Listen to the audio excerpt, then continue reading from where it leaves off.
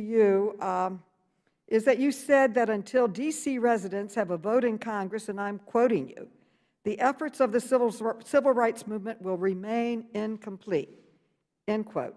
Can you elaborate on your statement? Why do you view this as a continuation of the civil rights movement? Mr. Henderson.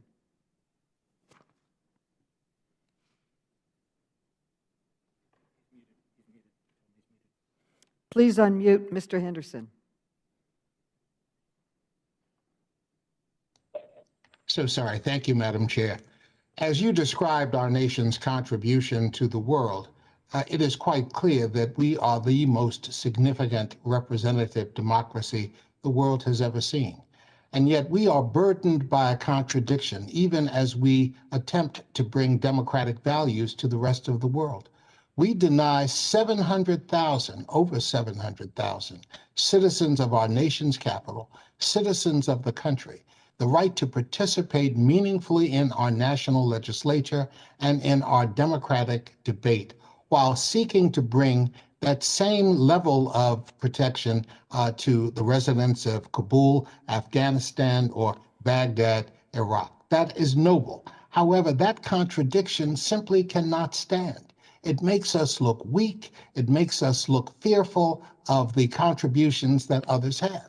I heard arguments this morning that suggest, well, Congress created this enclave known as the District of Columbia to ensure that it was not dependent on the support of surrounding states to protect its interest. That argument is absolutely laughable, having seen the insurrection of January 6th, in which our Congress of the United States was virtually overthrown the first time since the War of 1812 by individuals who had absolutely no respect for the rule of law or the interests that Congress purports to represent. It is quite clear that the decision to deny voting rights to D.C. Residents has been influenced by issues of race and concerns about the population of the district as, at one time, a majority Black population coming into our union. I quoted from an Alabama senator who previously recognized this dilemma and spoke openly about his hostility to providing coverage to citizenship coverage to the residents of the district because of race. All of these reasons taken together suggest that indeed the deprivation of rights to D.C. residents is one of the greatest denials of the most fundamental rights that citizens of the United States enjoy. And one last point. It is arguable that someone has said that D.C. residents getting citizenship is a power grab.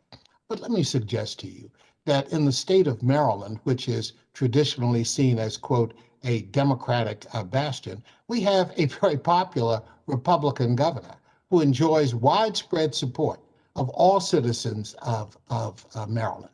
We also have had advocates in the past, including Frederick Douglass, but also more recently, Jack Kemp and Senator Bob Dole, who have been strong advocates for D.C. statehood. Far be it for me to suggest to any member of a political party that they are unable to compete for the votes of D.C. residents simply by virtue of their political affiliation. I think there is much evidence to suggest that is simply not true. Thank you.